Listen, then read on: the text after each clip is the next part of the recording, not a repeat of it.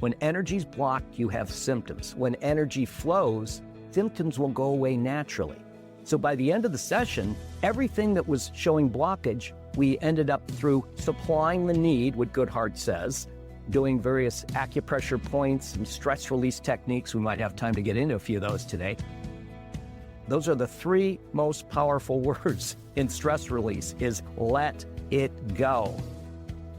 And that's again, when you're holding resentment, that is toxic.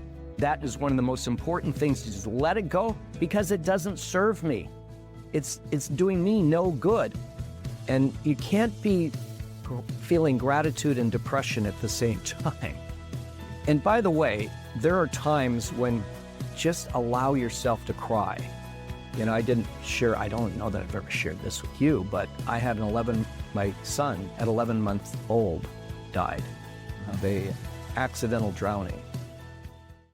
Hi, and welcome to Unlocking the Miracles Within. We're on episode 22. We're coming down to the season end. We just got a few more shows left, a couple more shows.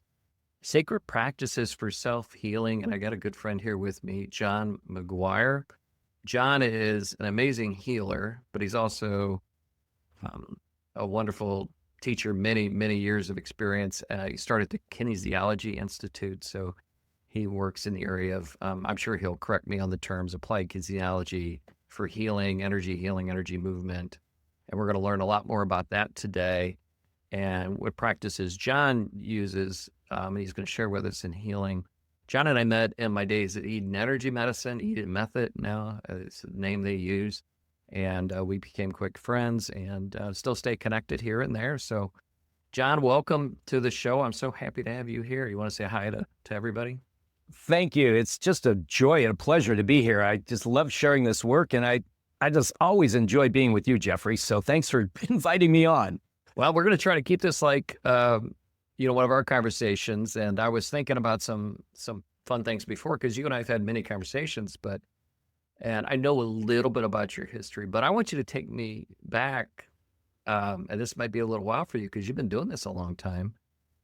Take me back to when, how did you come across kinesiology and, how did it come into your life?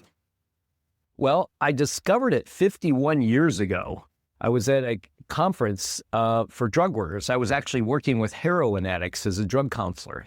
So I was at this, it's actually an event in Columbus, Ohio, where someone was presenting muscle testing, and they were showing how you could access the body's innate intelligence through manual muscle testing. I thought, wow, that's amazing. So I started looking into that. Well, eventually I became a Touch for Health instructor. I started studying Touch for Health, which was a kind of an offshoot of applied kinesiology, and I'll talk about that in a minute.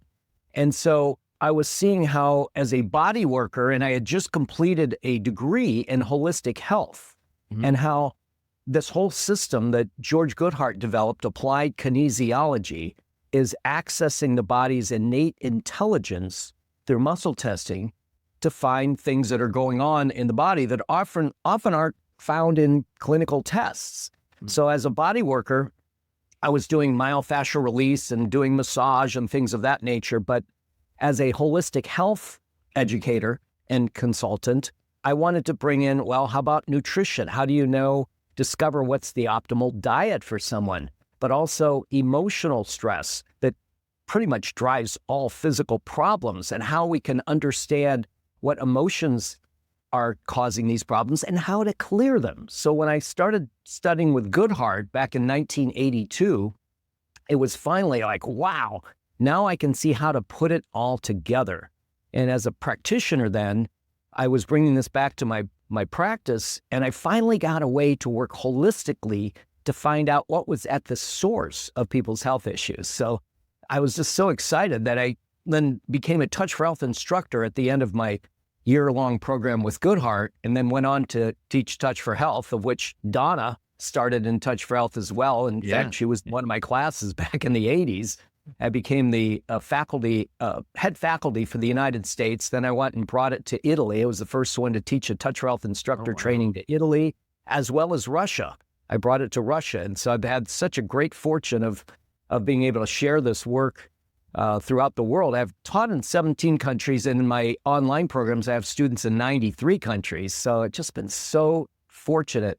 And in the 94, I had the ultimate thrill to get on Tony Robbins' Life Mastery faculty, where I've been teaching for 32 years now as part of his Life Mastery program.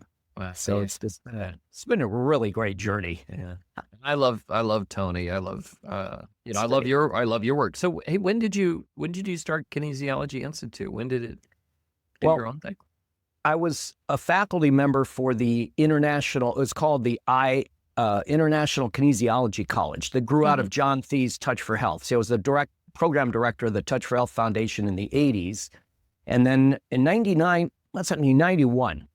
that's when Dr. Thee retired the Touch for Health Foundation, said, boy, we've got this out in the world and it's amazing. He was one of the ones that really led to everyone learning this stuff because, see, Goodhart's organization was just working with doctors.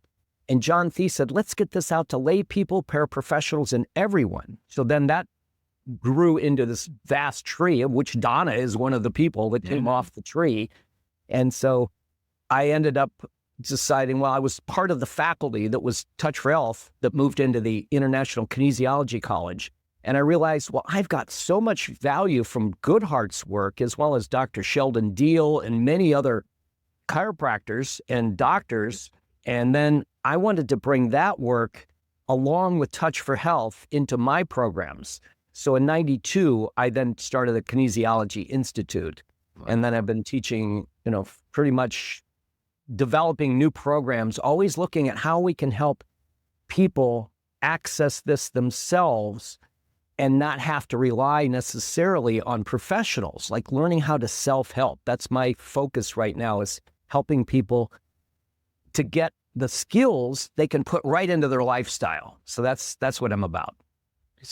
So before we get really started in this, I'm going to throw you a little bit of a curveball because I know this has come up to me multiple times. I'm a big believer in being in tune with your body. And I think muscle testing, energy testing is one great way to do that. But I also realize that it took me some time to really tune into that and get it to be effective.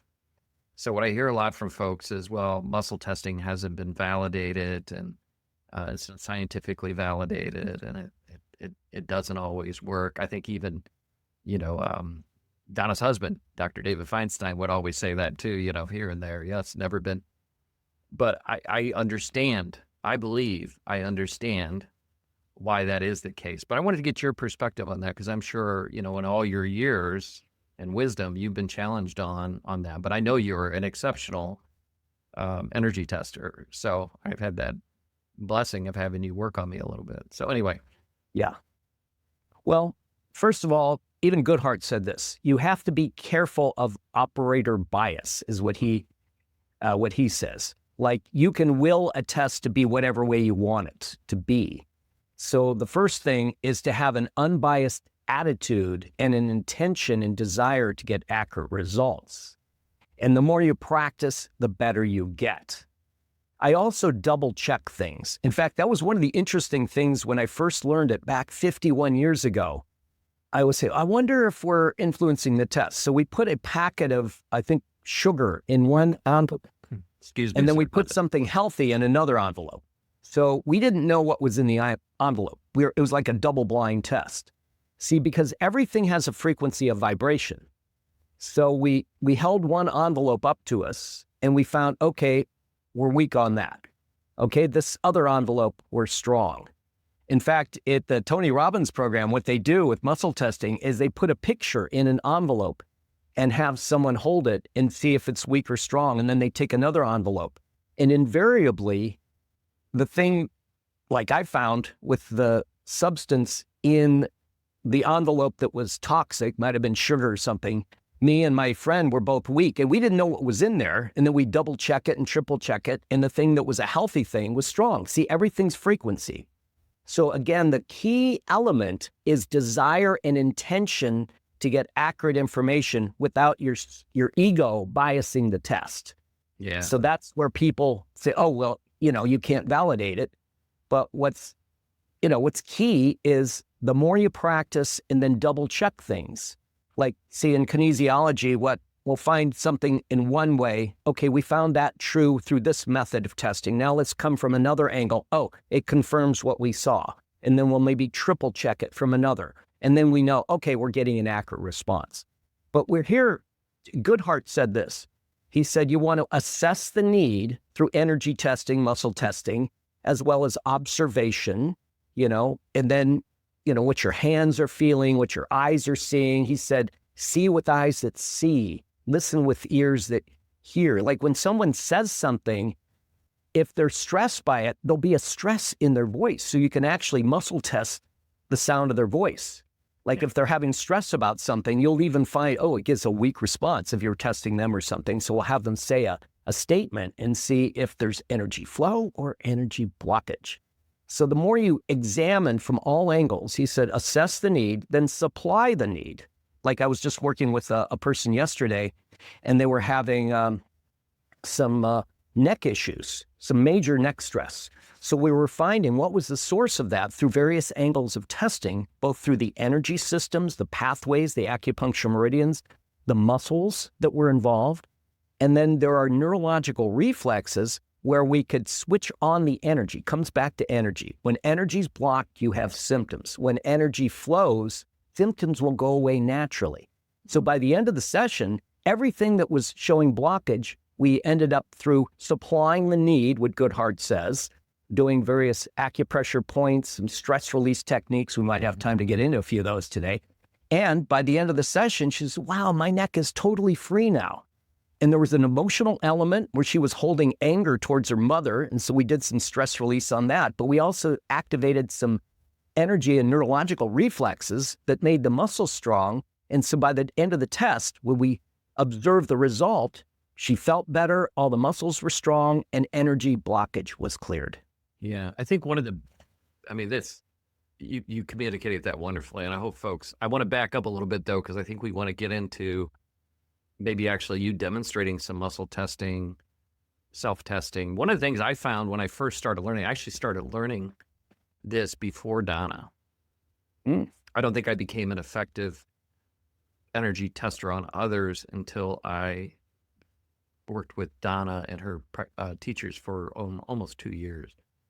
But for myself, I found that the most effective place for me, particularly to energy test, and I was particularly doing the pendulum test. And again, that was in the shower because I really grounded well with water. And you're right, I never took any response or answer as a fact. I would ask questions multiple different ways and kind of poke around the question and see if that was in alignment. And I always trusted the fact that, that might have been in alignment in that moment, but that may not be in alignment 10 minutes later or 30 minutes later or 60 minutes later, just depends on what energetic state I was in. So I want you to share a little bit about, maybe show even, because maybe there's people, I'm sure there's people out there that are like, what is muscle testing? What is it? I mean, we talk about it like it's secondhand nature because you and I have been doing it for so many years. You've been doing it for a very long time. I've been doing it for, a dozen years or so. But how would you, person totally not familiar with muscle testing, how would you explain it to them, one, and how would you show it to them, especially on themselves? Okay. Well, in terms of self-testing, first, just understand that a muscle test is bringing a muscle into a position where its beginning, it's called its origin, and its insertion on a moving bone are closer together. You can put your hand, say, like on the front part of your shoulder cap. That's the anterior deltoid. And when I bring it up like this, I'm bringing the 2 points close together, and the line of drive I'm pushing is going to make them far apart. Mm-hmm. When a muscle is being held, you can even do this on your own. You can push on your arm with it. I keep a wrist relaxed, and I'm pushing here, and I'm meeting my pressure with the muscles. So I'm pushing like this, pushing a little harder, a little harder, a little harder. So if the muscle is intact, it's, say, testing strong, then, okay, energy's flowing. Now, what Goodhart discovered, and this is the first time he made this discovery, he found that a man with a shoulder problem had a winging scapula. And he'd just gotten a book called Muscle Testing and Function from by Kendall and Kendall, two physical therapists from Baltimore. And he said, this man can't get a job in the he was in Detroit, motor factories. And he was saying, Doc, when are you going to fix my shoulder so I can pass the physical to get a job? So he said, I wonder, the way his shoulder's showing, it's looking like it's a weak anterior serratus muscle. It's muscle here that lets you push things forward. He couldn't pass that test. So he says, okay, I want you to hold your arm forward. And it was weak on this one side. So he palpated on the origin insertion of the muscle, where the muscle is attached, where apparently it had pulled away, called microavulsed. It came a little bit away. Kind of think of a door jamb where there's screws in the hinge holding it in place and the door is wobbly. It's not working well. Well, so he rubs on these attachments, and viewers, I'm rubbing on the side, outside of my ribs if you can't see, and he rubbed it on himself. For the listeners, you might not. Listeners. We just real quick, John, we do have this available on YouTube if you want to go see the video where John's pushing. Oh, great. John's going to do his best to describe it, but for the folks that are listening, don't get caught up too much on the specifics of it. It's more kind of understanding, how this is to test energy. You're rubbing the end of the muscle, let's just say. Well, anyway, he was rubbing on the front outside of the ribs, and he found that after rubbing that, the man's arm was tremendously stronger. So that is another kind of correction. But when the muscle is not at 100%, then you can do a direction of pushing into line of drive of what that muscle does to hold it in place. And if it goes weak, that is where there's an interruption in the flow of energy. Now, we use it as a biofeedback tool. So let's say, and I'll demonstrate in a moment the sway test, and I'll try to explain that for the listeners, is your body, when it's under stress, we can use a manual muscle test. That means pushing against force and meeting that pressure. If your body is under stress, then that muscle will not be able to hold. So it'll give way as you're pushing on it. And if there's no stress, energy flows. So you can do it with emotional stuff. You can do it with foods, with things in your environment, even thoughts.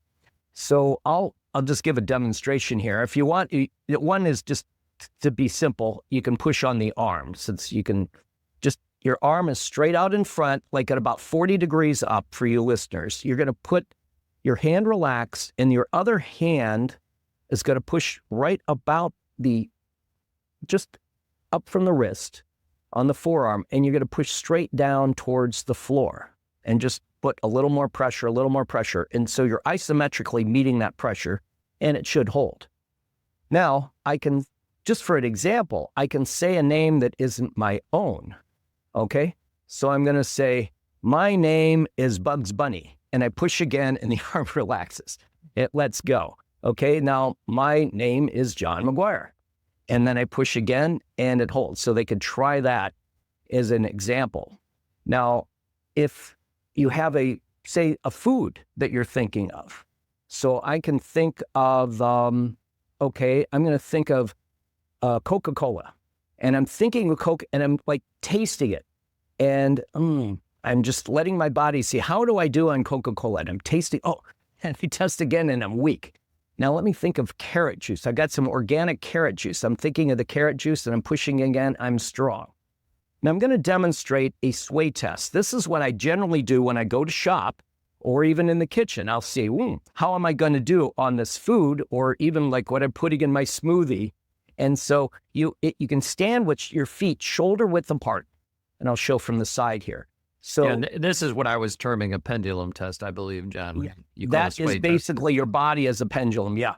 Now, when your feet are a little further than shoulder width apart, balance your weight between your heels and your toes, and just rock forward and back a little bit until you find your balance. Okay, now I want you to think in your gut a frustrating thought. I got to get my taxes done. Okay, I'm falling backwards. Now, I'll think of a happy thought. Oh, I'm going to be doing a road trip with my daughter in June to the Southwest. Oh, is it going to be fun? And I'm going forward. Okay. So that's one way you can see, what your yes and your no is, or what's bringing energy flow, what's erupting energy flow. Now, let me just grab something here. I'll have this little packet of sugar here. So I could how do I do on this? Oh, I'm going back. And then I'll grab something else here. Let me just take, here's a supplement of some food supplement. Oh, and I'm going forward on that. So that's where I go to the store and I'll take a package of food and see which way I sway. And I find that really helpful because there's sometimes you'd think, oh, I bet that would be strong, but I hold it and go, oh, I'm not. And the key again is have an attitude, I want to know the truth. And I hold it right about here. This is a very energy sensitive spot, right about the top stomach, base of the rib cage here. So when I find that if I want to bias the test, oh boy, these sugar glazed donuts, yeah, they're dipping me, right? Yeah. No, I say, body, give me the truth. And I have to have no bias and be open. And a lot of times I do it like double blind. I'll do that with where I don't know what's in the package and then see what I get. Yeah. And yeah, so again, really having a strong, clear intention. Now, there's a couple points too. Sometimes these help. It's kidney 27, the end of the kidney meridian. These energy flows in the body right here. Goodhart called it the switchboard operator of the body to make sure you're getting good information. You can rub those points as you're touching the belly button, which is another... Describe that for the listeners a little bit on K27. Yeah, thank you. I'm right under the collarbone and off of the sternum. So just find the inside, edge of the collarbone, drop right under that in the first space, right off the breastbone. And so I'm rubbing that with one thumb on one side and two fingers on the other with one hand. The other hand is touching the belly button. And just touch the belly button while you're rubbing those points. Now, look both ways with your eyes back and forth and around.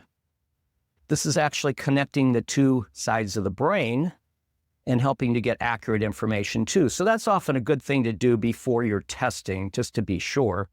Another thing that's helpful is drinking water. So drink a glass of water and that gets more of the energy flowing. And then again, have an intention to get accurate results. So that's where I find for me, the food testing is really helpful. So that sway test is a simple, easy one to do on your own at the market or even in your kitchen. Grab the food, see what you get. Yeah. Yeah.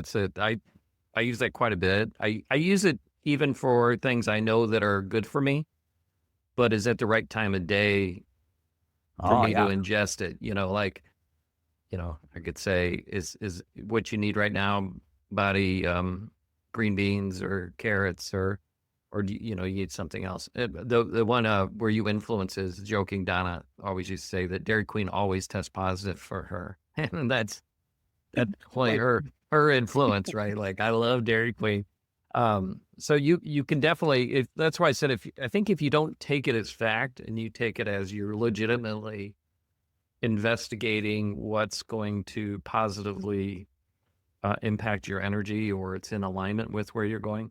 And there are many times where you don't have a reaction, which means your body or your mind or your thoughts or whatever are ambivalent to the question you're asking. So that could be a better question maybe, or maybe it just doesn't matter what you do in that moment, right?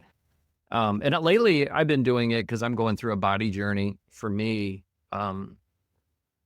just to be, I got grandkids now, so I want to be able to play with them and like, what's the right, for example, I was doing a yoga exercise and I energy tested, like, is this the right yoga exercise for you, body, right now? And how much time do you want me to do it? And so it is kind of like, in a way, I treat my body kind of like, obviously more than a pet, but it's sort of like a pet. Like, what is it that you need? right now, are you hungry? Are you thirsty? Like a child, maybe would be how I do it. And so that's really helped me navigate right now my practice in trying to help my body.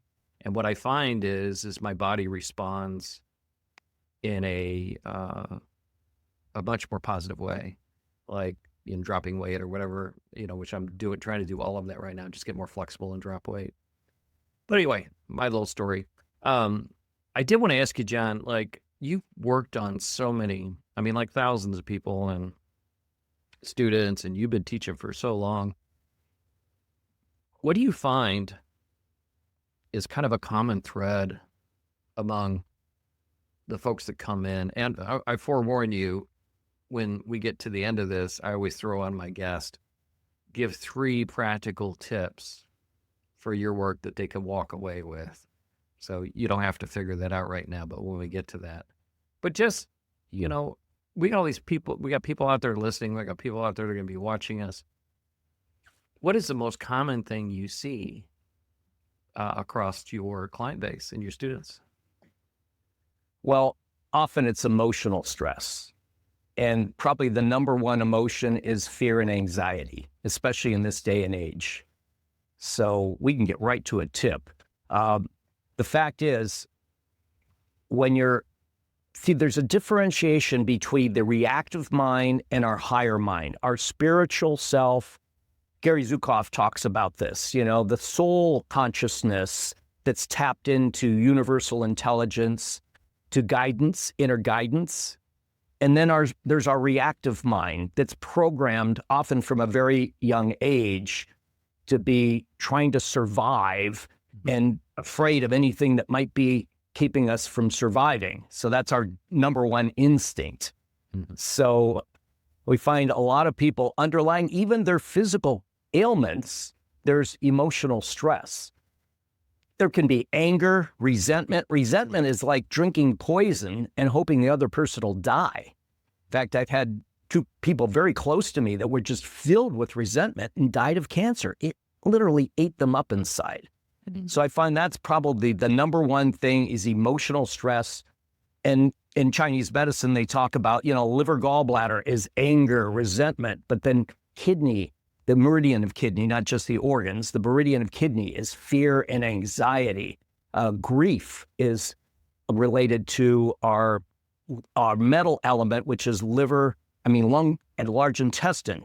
So when people are dealing with these emotions and they actually will bury them, and some people then resort to a drug so they don't feel them. Well, that's like burying all this toxicity that's eating away at your body. So the one thing that I first mention is whatever you can feel and express, you can heal.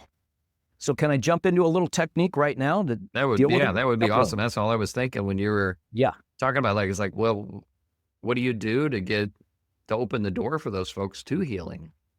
Yeah. And I've done this with so many people. In fact, Tony Robbins is sharing that in his Life Mastery, as I do too, in that program, is there are points on the forehead. If you take, there's little bumps for you that are listening. You can just put your pads of both hands, the fingers of both hands, right above the eyebrows, about, say, 2 inches up, a couple, 5 centimeters, whatever, for you that are metric, and just touching there lightly, slightly tugging up, not rubbing, slightly tugging up on those points. Now, these are points where people touch instinctively when they're under stress. They'll put their hand there and go, oh my Lord, oh gosh, I can't. That's because physiologically, when you touch here, it brings blood flow to the emotional centers of your brain and cortical activity to the prefrontal cortex, the front of your brain, which is also the new association area. So let's just do a little here right now. So what you can do is touching lightly there, the pads of your fingers. If you like, you can close the eyes and just breathe slowly and deeply from your belly.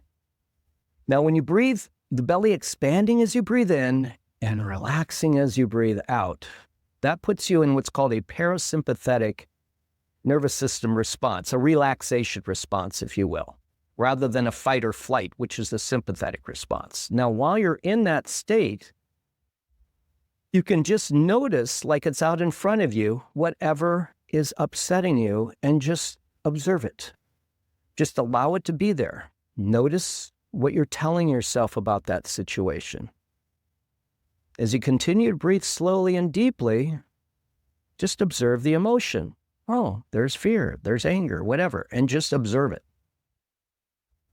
Continuing to breathe slowly and deeply, notice where it is in your body.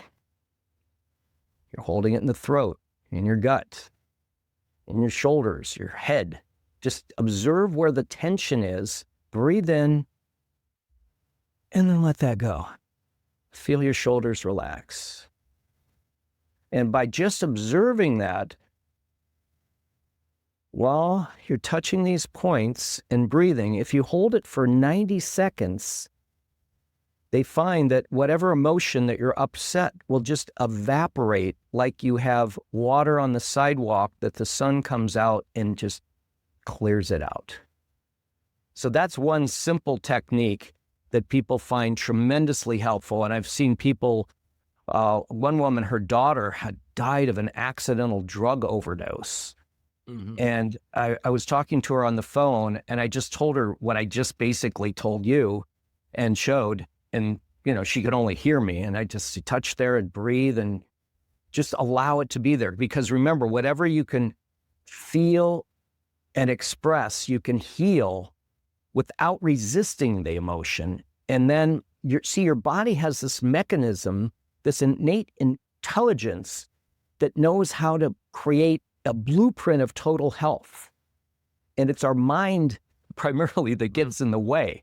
So when you release the thoughts and just say, okay, I'm just going to let it go, like it's a sailboat going by, or it's just leaves in a stream, as I just watch those go by, and don't resist them, don't comment on them, just notice and let go. Those are the three most powerful words in stress release, is let it go. And that's, again, when you're holding resentment, that is toxic. That is one of the most important things, to just let it go, because it doesn't serve me. It's doing me no good. I'm going to let it go and let it up to God. Let God take care of it. I'm moving on. So that's a biggie right there. So kind of help you with one, when you said, what's one most common thing? There you go. Yeah, that's wonderful. I was thinking too, while you were doing that, I was like, so I always call it the catch. So one of the big problems is some people aren't even aware they're in those emotions, or they're holding those emotions. And I always become enormously grateful when I become aware of emotions that, like you said, if there's anger or resentment or fear or anxiety, and I become aware that I'm actually having that emotion, I become grateful, because you're right. Once you become aware of it, you can heal it. So I want to ask this. I'm kind of putting you on the spot because I don't know, but you've been doing this so long and you're so brilliant. What can you do with your body just to maybe become more aware of an emotion you might be holding? I'm sure you've worked with clients where what came up, you were like, "Whoa, that was interesting," or they found it very, like, I had no idea that I was carrying it. So anyway, I'll throw it in your lap. Well, why is one? Well, when I'm working with a client, like the woman, we do this a lot, and I have a psychological kinesiology course where we actually can muscle test to find the emotions and hidden emotions. I actually had one of my students doing a session on me earlier, just an hour ago, and he's testing and he comes up with the emotion. I go, oh, wow, I wasn't aware of that, but that's spot on. So the body will tell you, through muscle testing, what's going on in the subconscious, deep and often hidden. And people will find things like a client had a shoulder problem, and we tested, and it came up what age the emotion got locked and what the emotion was. And when I said, okay, it was age 17, and it was like a despair and just, a lot of grief. And she says, oh my gosh. And she's in her 50s at this time, late 50s. She says, that's when my parents got divorced. And I had all this buried, trapped emotions in there. So that's one way, but for people without getting professionally tested, but that's what we show in our courses, how you can find that. But you can also, I do a daily practice, and I know you do too, like of prayer and meditation. You have to quiet the mind and let the subconscious bubble up and give you guidance. Like what is online today for me to clear? And just as you quiet the mind and you get into a state of what's called pure awareness, just rise above, like a mental helicopter, above that reactive mind. And then the more you practice it, the better you get. Because I've had times where, say, with that road rage tendency, I'm in traffic and somebody does something and they'll flip me, some finger, and they're racing by trying to drive me off the road.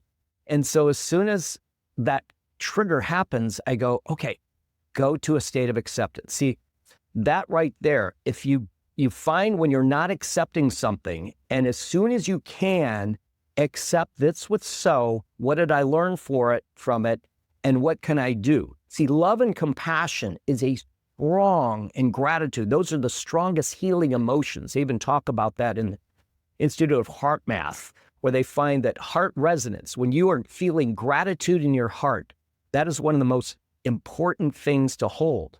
So when you find I'm not in the state I want to be in right now, we're always going to have the reactive mind. It's always going to play its part.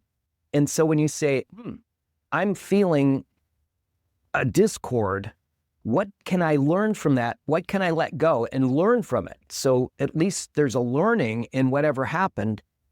And now the quicker I can get to acceptance, the quicker I can be free. So just starting to check in and listen and look in your body, like a body awareness. Where am I holding stress right now? And many times when you let go of the stress in your physical body, the pain will go away, especially by touching the forehead points I showed earlier, breathing, and just notice. The body says, okay, we know how to heal. That's the beauty of the body. It knows how to heal itself if we just get out of the way and let the energy flow and relax into the stress, relax into whatever your emotion is. And again, bring love, compassion to yourself, and forgiveness. That's a big one too. Forgiving ourselves for what we did wrong. And, as Jesus said, forgive them, Father, and forgive myself, for I didn't know what I was doing. I did the best I can with the resources I had, and I made a mistake. Now I learned from that mistake so I can move on and not carry it around like a big load of trash. We carry these big trash bags around all day with us. Let's let the trash go to the dumpster and let the garbage truck carry it away. I'm not going to hold that anymore. It doesn't serve me. Absolutely. I talk about this a lot in my my new upcoming book, Power of Prayer. It's interesting. You just hit on the kind of one of the biggest themes, and I want to talk about this a little bit too with your meditation and prayer. But I become more and more, and you do this as you work on this, you become more and more aware of, I call it where you're out of alignment. So it might be a fear or an anger, and it does appear in my body tremendously. I'm sure to most people, like you're tight in your chest, you're feeling that knot in your stomach, all these terms that we use, broken heart, you got your pain in the neck, you feel it in your neck. It's just one thing after the other, right? And anytime I have that, I don't address that necessarily as purely a physical issue. I do what you're talking about. I ask, and is this an emotion that I need to become more aware of? And then when I allow it through meditation and prayer, when I allow it to come up, the first thing I do is I express gratitude, not resentment. Oh, I'm so grateful now that I know what this is. And I say this, I think, and I believe this firmly, that the body talks to us. And absolutely. Sometimes it's very, especially as a hands-on healer like I am, it does, other people, it does, especially when you're open and you don't, like you said, you don't have an agenda. But anyway, I want you to talk a little bit about that in your life and with your prayer and with your meditation. What do you do to keep that? I mean, you've been doing it for so long, it's probably second nature, but what do you do to keep that awareness of those things that throw you off? Well, first of all, having a daily practice, like first thing in the morning, to start my day with that. And in my meditation, I also focus on the heart and what you just said, feeling gratitude in my heart and focusing an intention for the day. Like, what is the day I'm going to create? And then what I'll do is I'll also do a little technique. I'll give another tip here. It's temporal tapping. Now, the temporal bone is the bone right here, just above our ear, and you can tap along a line that connects to the sphenoid bone, which is the bone that sits, the front of the brain sits on the shelf. And what I'll do is I'll tap in positive affirmations, like I am filled with love and compassion. I am guided to do great things. I attract positive people and prosperity into my life. Whatever you want to tap, I am totally choosing healthy foods and actions. I bring joy to people's lives. And you tap that in. That's a great thing to do in the morning. It's actually out of a book called The Morning Miracle by Hal Elrod, if you've seen it. And so I start with silence. And again, just open and focusing on my prayer and my meditation and guidance from God and from the Creator and from the higher source. Just tapped into the higher source. And the more you practice it, the better you get at that. And then I tap in my positive affirmations. I also do that on the left side, which is what Goodhart says is where you put positive affirmations in. On the right side, whatever you want to let go of. I let go of negative thinking. I let go of whatever, searching the internet for wasting time on it, whatever. Doom scroll, social media, scrolling. Whatever you want to let go. And I always end with the positive. I choose right action. I choose higher good to make the world a better place. So that's what I do with my affirmations. The word savers, it's S-A for affirmation. Then V is the visualization I was doing earlier. So I see my day going totally great, filled with joy, love. Today, seeing a great time with Jeffrey, and we're just making great conversation. Whatever you want to program in, because your mind has a blueprint that it follows out. If you're focusing all the negativity in the stuff that brings you down, guess what? That's what Tony says. It's most important thing is focus.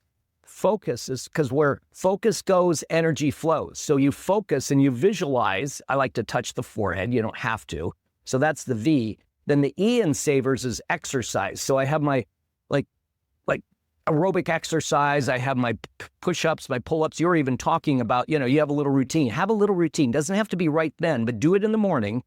And then R is for reading. And I like to read my book that's Soul to Soul from Gary Zukov, and it has affirmations. You open it up, it's like, wow, that is so spot on. It's like one paragraph, and just digest that.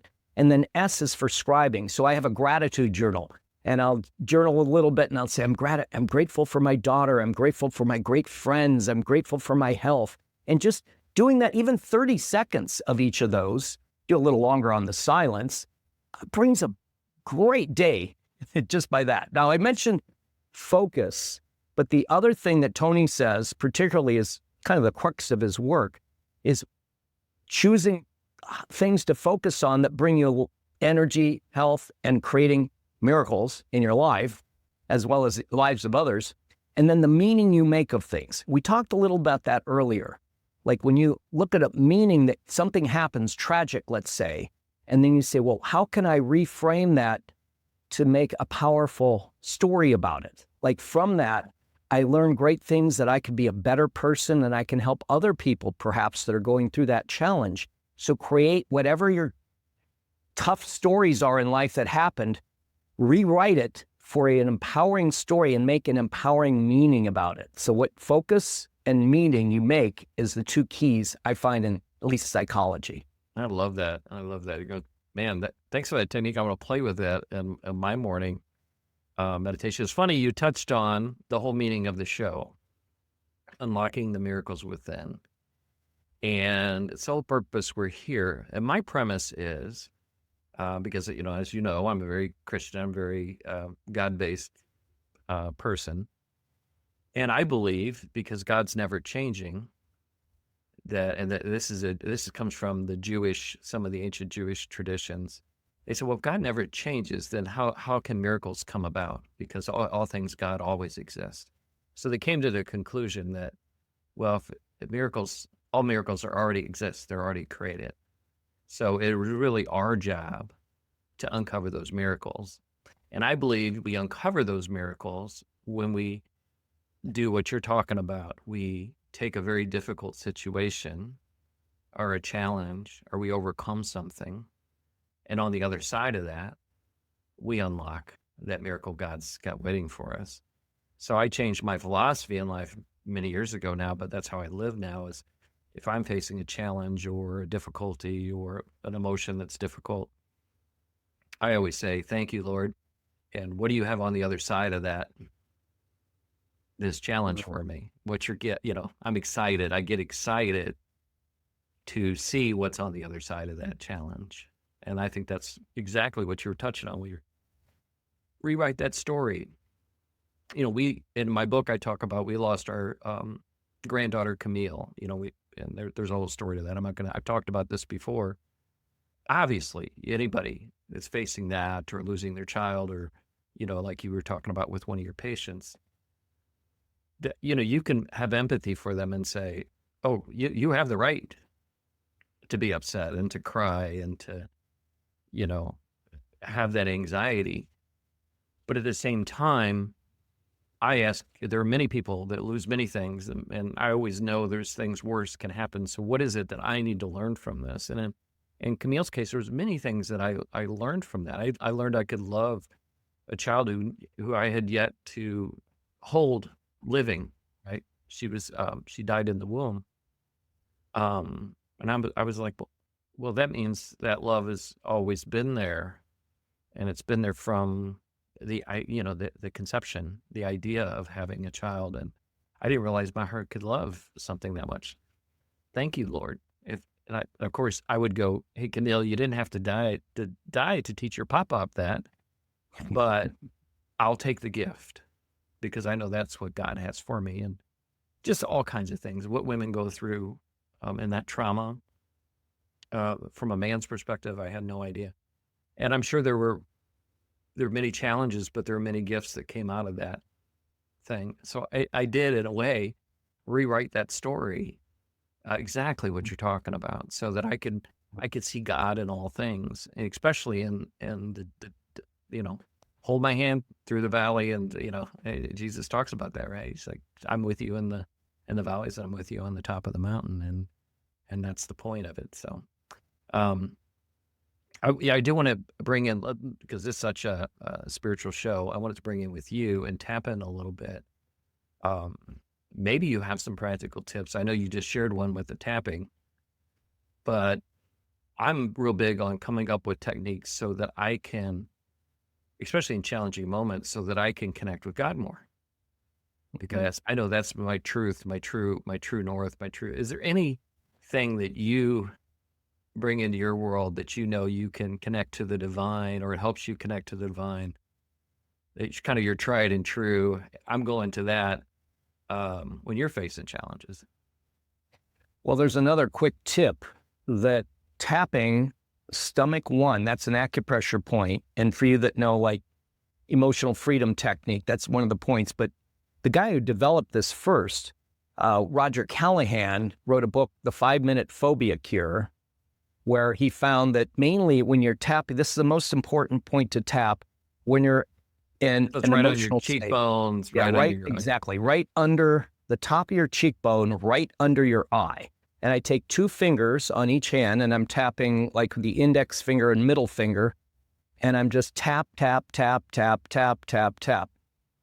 So when I'm, let's say, disconnected from God and I'm in my reactive mind, tapping there, what it does is it breaks up that energy blockage to allow it to flow. And it's moving blocked energy. And as you focus on the emotion, similar to how you can also hold the forehead points, this is an alternative, it helps you to just clear that, where you might be in a very upset state, grief, anger, frustration, anxiety. And as you're tapping there, and you got to do the slow, deep breathing. That's another key to connect to God, is breathing slowly and deeply, putting you in a state. And you can also look up with your eyes. Because when you look up towards the third eye, especially with it closed, you're tapping into that level of consciousness. And then I also like to bring the fingers together, thumbs of each hand and the fingers of each hand touching together and holding it against my heart. And then just focusing and affirming that I'm connected to God. I'm connected to the divine, and let the divine speak to me. And just breathe slowly and deeply, relax and listen, and see what comes. Just being in a state of wonder. And again, if you've done that meditation where you're feeling the gratitude, it gets you out of that reactive mind. And you can't be feeling gratitude and depression at the same time. And by the way, there are times when just allow yourself to cry. You know, I don't know that I've ever shared this with you, but I had my son at 11 months old died of a accidental drowning. And that was, and I understand anyone that's lost a son or a child, it doesn't get any tougher than that. And for basically 3 days, I just allowed myself to cry and just relax into those tears. Just relax into the crying. Just let yourself feel and cry. And then the most amazing thing happened when I woke up the third day. It was like, hey, we're in Good Friday, right? Well, it was like he was resurrected and he spoke to me very clearly. Like I could feel him like you and I talking today. And he said, Dad, I'm okay on this side. And I felt the most profound sense of peace I've ever felt in my life. It's like they say in the Bible, it's a peace that passeth all understanding. I was palpating this peace that he was sending me. And he said, this is what I'm experiencing on the other side. And it totally got rid of all fear of death for me. And he also told me 2 things. He said, Dad, accept all things, even accept this. Certainly wasn't my preference, but accept all things, because the quicker you can accept things, the more you'll be at peace with God and with life. And then he also said, let go of all resentment, because I was holding a lot of resentment for people. And I realized, oh, wow, he came to teach me this. And he also taught me a profound love, and from having children, you don't know you can have such love until you have a child. And so I said, God, he brought me that gift. What gifts that he got? And it was like, 11 of the greatest months of my life. Well, then when I had my daughter, I literally took 3 years off work when she was just before she was 2 years old until she was 5. And I was just having a ball with her every day, and I still just have so much joy. But he gave me that present of joy and love. Like he said, focus on what you got. And Tony actually called me on the phone and he said, focus on what you gained, not on what you lost. Because it's real easy to focus on the loss. But, and I certainly was. But I was thinking, God, what did I gain from this? So I focused on the gain and the gift that those 11 months gave me. And I still smile every time. I've got pictures of him in my house. And I see his smile. I say, yeah, thanks for the gift you gave me. And it's totally there. I can always pull those memories up and feel the love and the gift, focusing on that. And so that's buoyed me up many times. So what an amazing story. Yeah. Back to life, and I'll look forward to seeing him on the other side and he can show me the rope.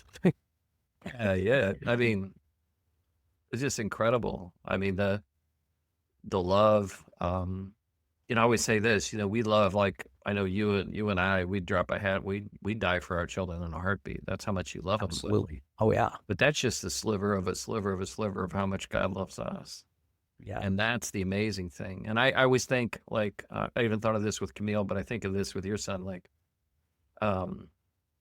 in heaven, before he came down to be, a soul in a body on this earth, was talking to God, and God says, well, I love my child John, but I want you to go to the earth and give him the love of the child, but I love him unless you're going to come back to me because I need to teach him how to love more and how to let go and how to embrace. And I have no doubt when we're in that soul form talking to God, we're like, of course, Father, that's easy. I can do that. It's a no brainer, Yeah. right? Because we're in pure Yeah. love. And us as humans, we go, oh no, I don't want that lesson. But it's up to God. God wants us to have that love. God wants us to learn how to love as he loves us, as Jesus loves us, as we walk this earth. And that's my firm belief. So I'm not discounting any tragedy. I cried many, many tears for Camille. I'm sure you cried many, many, many, many days and felt every single emotion. But when you can come to that place where you can see the gift that's given you, then you're expressing God's love in this world, because God knows I got you. And so to everybody out there that's facing any challenges, I think one of the wisest things John just said is feel the emotion, fully feel it, because I think that's what we're meant to do. You're not meant to hold it down and suppress it. You're meant to see it in its fullness. And the only thing I would ask is, as you're feeling that emotion fully, ask God, what do you have here for me? What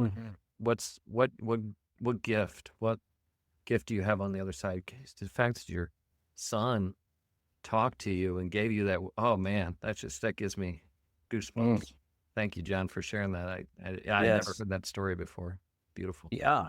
I normally don't tell it, but since you brought it up, I thought, well, maybe there's some other people. And I found a lot of people after, I went through that, they would come to me and say, I lost a child too. In fact, John Thie was the first person developed Touch for Health. He was the first person I called after my son had died. And he had lost a daughter. So I knew he had gone that trail. And here's two things that he told me that really made a difference. He said, first, no, you will get over this. Because at the time I said, I might as well chalk it up. I'll never get over this. That was what I felt. It was so strong, so powerful. And he said, you will get over this. And then the second thing he told me, as soon as you can, get back to helping other people. Because when your focus is on other people and helping them, it's off yourself. Just get off your story and your tragedy. And as you said, you feel the emotions. You don't want to, gloss over them and bury them. Just relax into the emotions, and they take their time. It's a natural healing process. Like you said, it's, you go through it and you go up and down. But once you cleared out, there's that song, I can see clearly now, rain is gone. Gonna be a bright, bright, bright, sunshiny day. So you just know that's coming. But in the meantime, just relax into the emotions and then feel love and compassion for yourself, first of all, and for others. So, and when I started, teaching again, I felt, oh, great. Like, wow, I'm out there making a difference. And, created peace with it all and acceptance and knowing life has its challenges. That's part of our human journey here. So give it up to God and move on. Well, we're coming to that time of the show, and we've been having a lot of fun here, and it just flows. But we're going to have to land the plane, bring it in, and then I want to give you some time to kind of talk about your world, your business, how you're helping people and changing people's lives. But I'll throw it in your lap now. If you have anybody that's listening to this show, anybody that listens to the show at any time in the future, walks in front of you and says, John, I need your help. And you only got a few minutes. Maybe you're on the elevator with them. You got a few minutes. You want to give them 3 tips that they can walk away with that you think is going to improve their life. What would that be? Well, kind of already went through them. Holding the frontal eminences when you're under stress, doing some slow, deep breathing from the belly, and focusing, just allowing whatever's there to be there first. And then like noticing what you saw, what you heard, what you told yourself about that situation, and then what your body's, the motion you're feeling, and the body sensations while you're just noticing it, while touching here and relaxing. And then saying, now, how do I want to feel about this? Oh, I want to feel relief. I want to feel acceptance. I want to feel courage, compassion, whatever. Put the new emotion in and see it going into the future. So that's one. The second one, I gave the early, this is what we have in my courses called emotional quick fix. Tapping on the points right under the eyes on the top of the cheekbone as you're breathing and just noticing whatever the emotion is there. And sometimes 30 seconds later, you'll see, gee, doesn't bother me now. Now, the breathing, again, always remember the belly breath is a great thing, is another tip. And then that tapping the side of, particularly the left side, you can tap both. Some people it works better on the right side, but tapping in positive affirmations and saying them out loud, even looking around with your eyes, because it scans it through the brain. So taking time, even if it's 30 seconds a day, to tap that in and then again visualize what you want to create that day.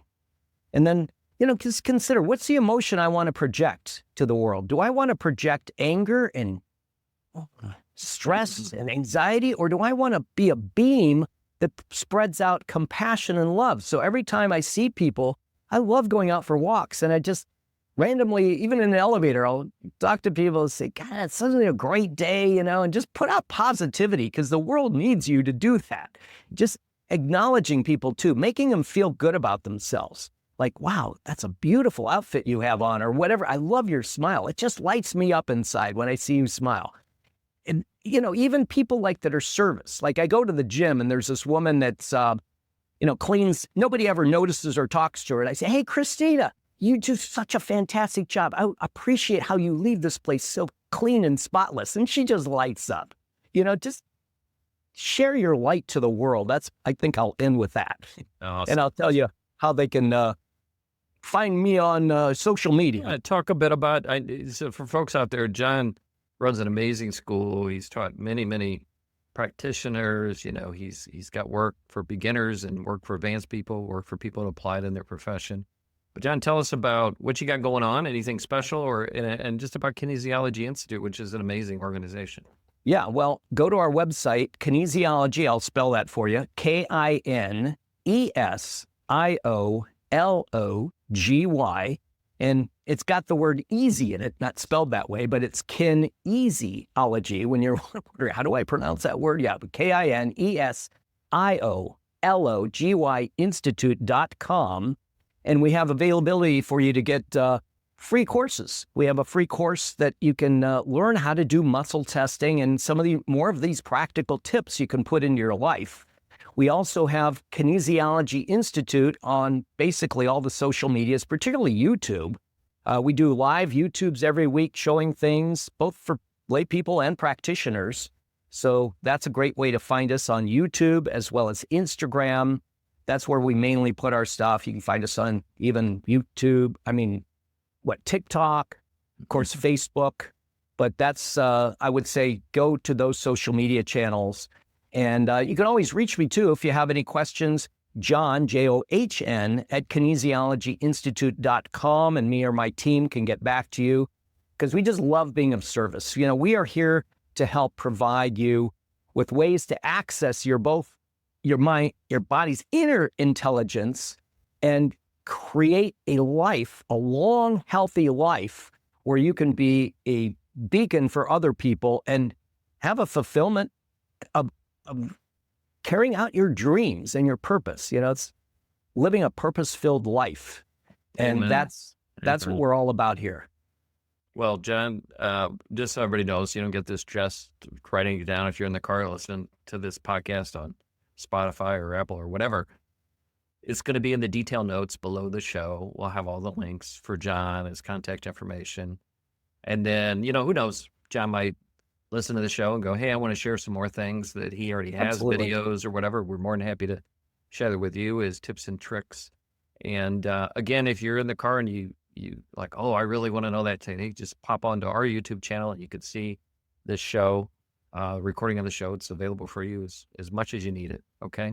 So God bless you, John. Thank you for being here. And it's always great seeing you. Great seeing your smile. And I can't believe you've been doing it for 51 years, because you only look like you're 52. So you look great.